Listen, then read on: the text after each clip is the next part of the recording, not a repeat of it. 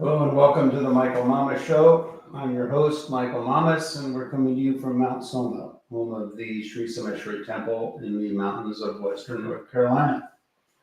Uh, the motivation, I'd say, for this podcast, even though it's kind of a global perspective on the thing, it also, and really what the motivation was just watching uh, people, individuals, friends, and just seeing kind of sort of a state of mind, how things are going, and it's so the individuals, so accurately we could say parallel what's going on in the world.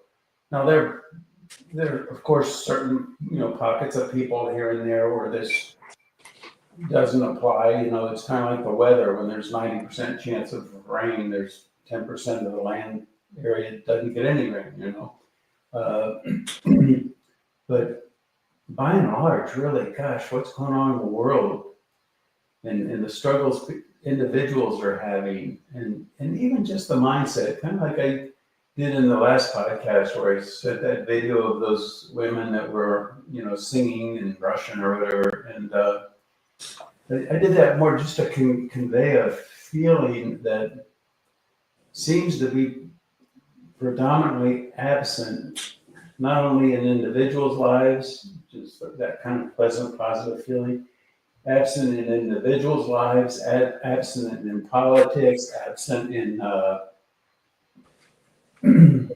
even in the entertainment industry. Yeah, people will sing a song, it'll be a beautiful song, but basically the popular entertainers are kind of caught up in that same sort of a mindset by and large.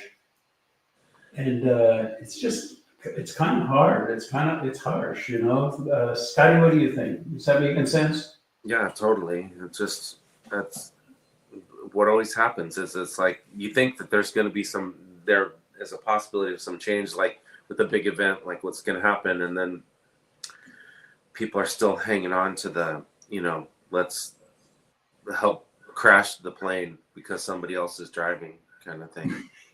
Yeah, I mean, that's one aspect of it. There's so many aspects of it. Yeah. and the funny thing is, it was also predictable. We do our yearly predictions every year in January. We got some yearly predictions coming up. That'll be good. But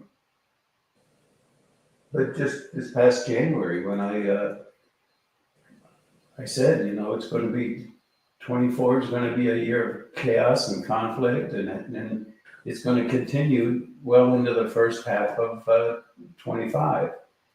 And then we'll start to feel the things shift into a more positive direction. And we're getting little glimmers of that here and there. But even with the glimmers of it, isn't it interesting that anything that one person or one group of people might say is a glimmer of positivity, other people are going to say it's a negative thing. And that's just the way the world is today. Like with the transsexual movement and bringing it into schools and stuff, some people think that's horrific, other people think it's good, and of course, any kind of war, there are wars going on all over the place, all over the world, as well as interpersonal wars and conflicts within families, between friends, and with neighbors, or with in the community. It's just incredible what's going on. We've never seen it like this before. I mean, even think of times of great conflict in the world, like World War II. Well, as an example, I mean, yeah, there was a conflict there, but it didn't touch in every single aspect of life as it now. Everything is up in the air. And religion, some people think spiritual people are crazy. Other people think that it's God's going to save the world. And oh my goodness, it's just the whole thing is it's such a mess.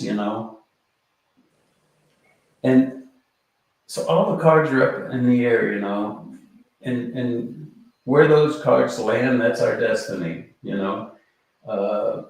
And gee, and it's in my notes to this podcast, but I went through a list of just the different countries and the different world leaders, like Zelensky with Ukraine. Okay, that's another one we could debate. Some people say you know, Russia had no business attacking Ukraine, and there are people that say that, well, really, Ukraine's part of Russia, and there was just that one, you know, what was his name, the leader of Russia, that made a deal with Ukraine if they could break off and be their own country, but they had to give up their nukes to Russia, and that's simplistic. And all this is so convoluted and complex that pretty much anything anybody says, including me, there's going to be somebody listening that's going to, well, that's not the whole story. Okay, but nevertheless, to say it simplistically, that, you know, give us your nukes and we'll let you have your own country. And now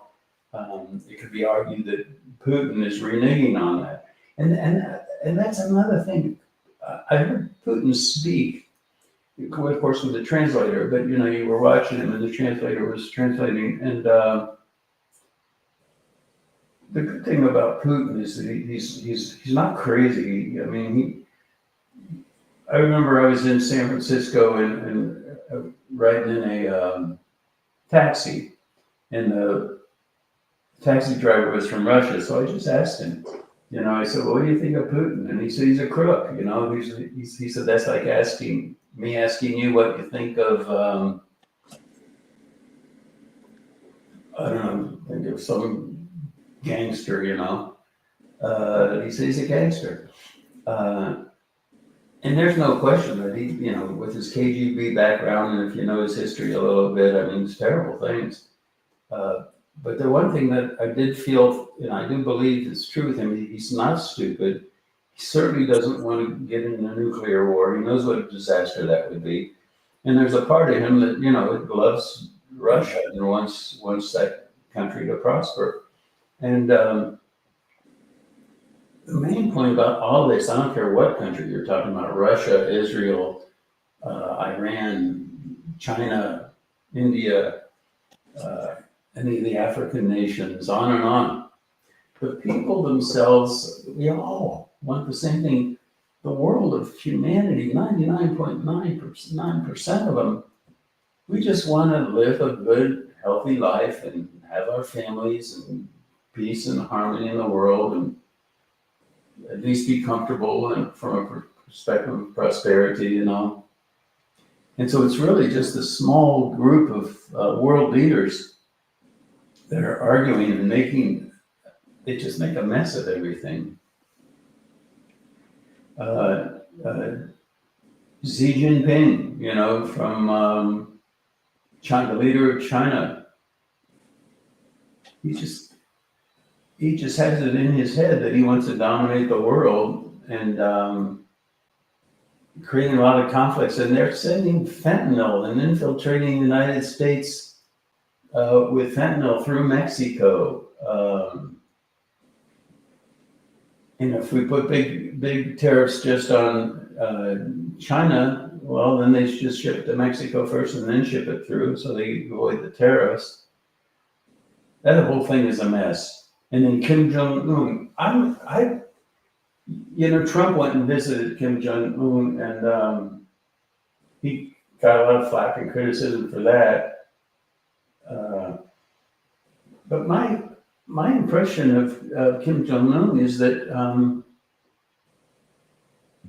lack of a better word, it's like he's paranoid, you know, and he probably has reason to be.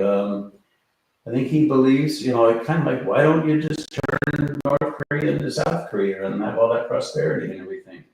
And I really think that he feels like if he did that, first thing that would happen is he'd get assassinated, or worse, you know, he'd be tortured and then assassinated. So the whole thing is just in such a suspension. And then Assad, you know, the leader of Syria, and of course he was being supported by Putin, by the Russians. And then there were the Kurds who were on the eastern part of the country, were supported by the Americans. And then there were other factions in there. And so that whole thing was conflict. But with the whole thing going on in Ukraine, with Zelensky and Putin, the Russians had to pull their support, air support, and all out of for Assad. Had to pull the support out of Syria, and I just heard this morning on the news that now the rebels have taken over Syria, and Assad is fleeing. They think he might even be dead. And so now there are these different factions of the rebels, the Kurds, this group, that group, and they're all going to fight it out now to see who rules the thing. But now that has an effect because a lot of the arms that were going to Hezbollah in their confrontation with Israel, they were getting their arms shipped from the north through Syria. And so that's over. And then Iran is in a mess.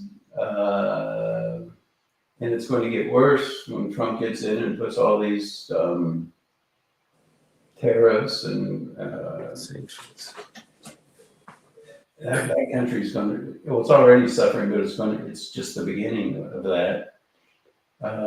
So everywhere, the point is, anywhere you look in the whole world, we've got a mess. And if I just can't help, if the UFO people, and you hear things about that, UFOs that landed and told those kids in South Africa or whatever, Southern Africa, that, we got to start, the world has to start thinking differently. People have to start functioning differently.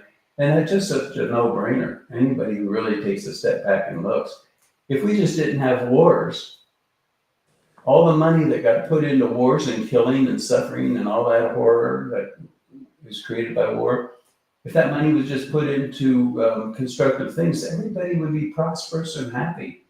The whole thing is just ludicrous.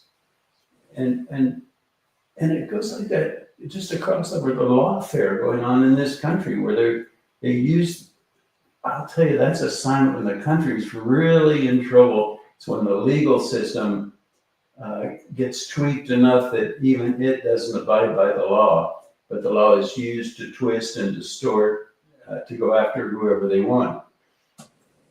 And then in the world today, it is so easy to destroy anybody, particularly if you're a man, just like with Kavanaugh and Hegseth. And I think it's well known, anybody who's paying attention, that woman that said those things about Kavanaugh has been debunked, And at least the main woman with Hegseth also debunked. But it's just so easy to destroy a man by saying two things. First of all, making claims about his sexual improper behavior, and then also you can throw in alcohol.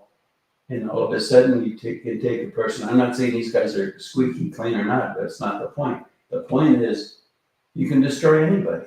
Just get one person to stand up and say that, and you've just destroyed you can destroy even the most noble of people.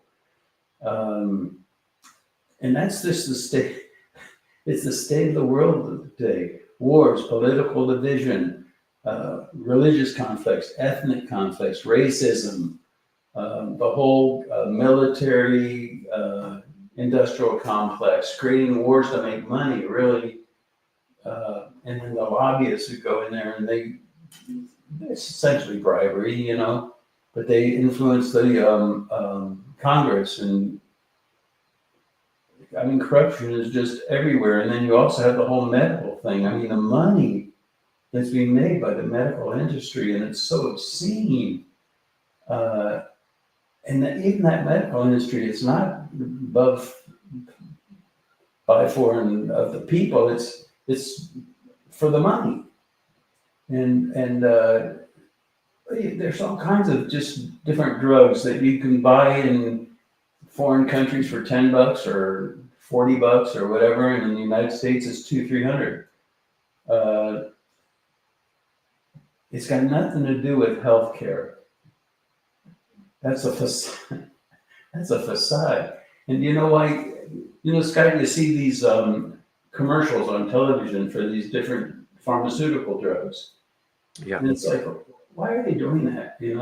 And the reason they're doing that is because basically the medical companies are bribing, you could say, the broadcast networks to not say anything bad about them.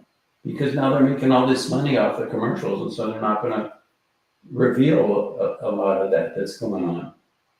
Dude, I remember when we were kids and hearing doctors getting taken away on like trips. That's how they used to do it. It was like they would, the drug companies would go into the doctor's offices and promise to take the doctors places or give them things or whatever.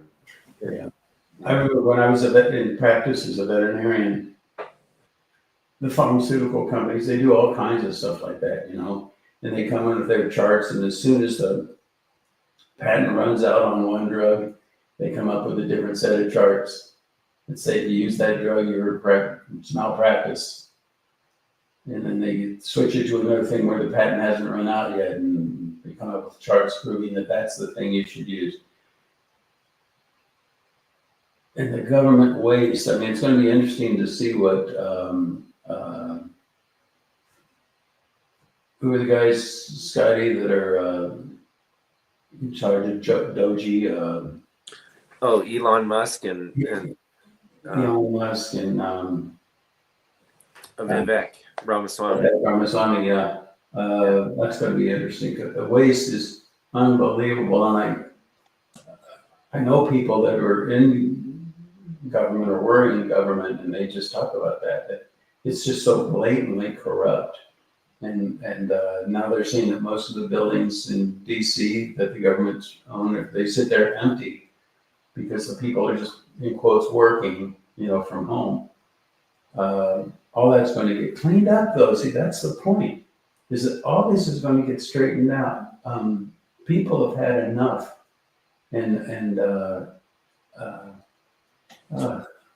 the January 6th thing, we can go on and on about all the crazy stuff, but this is actually all as predicted, and it's a no-brainer when you just take a step back and look at it.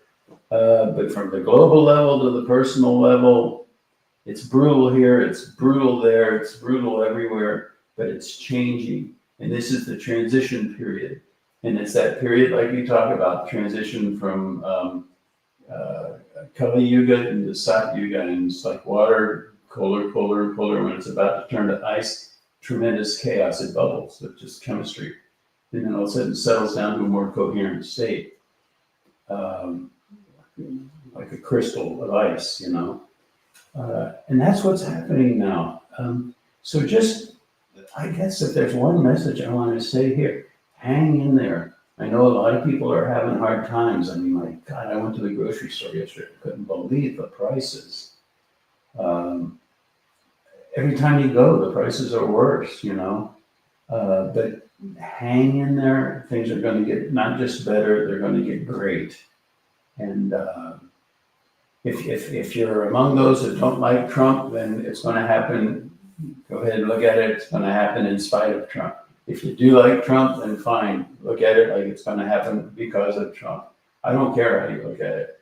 Just understand that we're entering a golden age, which is interesting that Trump and other political leaders that I've seen talk about, they refer to it as a global age, it's a golden age that's coming. But in the final analysis, it doesn't matter who, it just matters that it will happen. If we built and completed the Enlightened City when we said, it's just a technology, come on. Who would have believed that a cell phone would work until they built one? And you could talk to them on the other side of the world, And right now it's like, who would believe that there's a technology, a unified field technology, an ancient technology that can purify global consciousness, because that's what it's all about. If people just thought and felt in a healthy manner, and all the problems would just go away. It's living in tune with natural law, living in tune with nature. But even the notion of what it means to live in harmony with nature, the notions of that are just so many of them, not all of them, but so many of them are just a law of our land, you know? And everything is debated. People are saying that, cows cause pollution, but other people are saying that if you just really take a look at it and study it, they actually help the environment. And everything is like that. The whole thing is being debated like that. It's all up in the air. Everything is a mess, but it's all going to straighten out. And we're going to start to see that. We're going to start to see that soon. So that's the main message of this podcast: is hang in there. It's all going to be fine. We finally got a building permit. Did I tell that, Scotty, to remodel the kitchen, and so all that's going to happen. So I'm looking forward to spring, summer should really be wonderful. The world will be clearly getting better, and Mount Soma, will be up and running with the kitchen and housing and all of that. So all that will be better.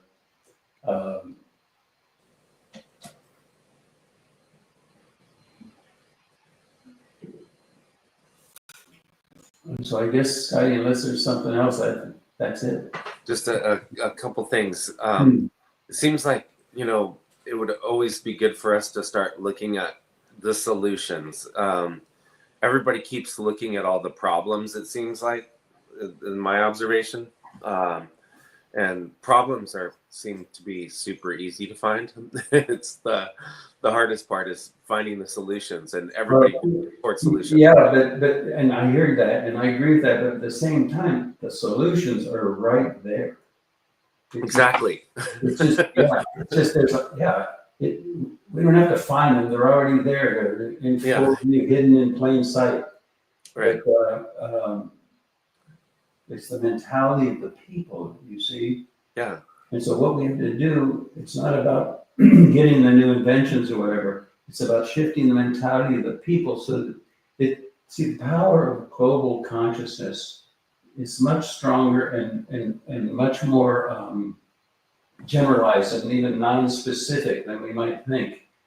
When it's like that, then these technologies aren't allowed to come forth. In a more material sense, as opposed to a literal sense that, somebody's proposing this technology, but it might not work because of this or this and this. That's secondary to the state of global consciousness. That's the real influencing factor. Did I say that okay, Scotty?